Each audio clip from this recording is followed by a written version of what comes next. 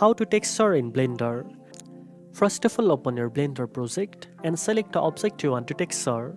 Then go to the shader editor by switching the workspace or opening a new window and choosing shader editor.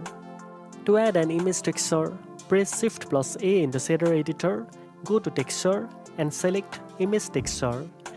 Connect the color output of the image texture node to the base color input of the principled BSD of shader. Now click Open on the image texture node to browse and select the texture image file you want to apply to your model. Finally, switch to the material preview or rendered view in the viewport to see how the texture looks on your model. Make adjustments as needed for the best result. Now you know how to texture in Blender. If you found this video helpful, don't forget to like, share and subscribe for more editing tips. Thanks for watching and I'll see you in the next one.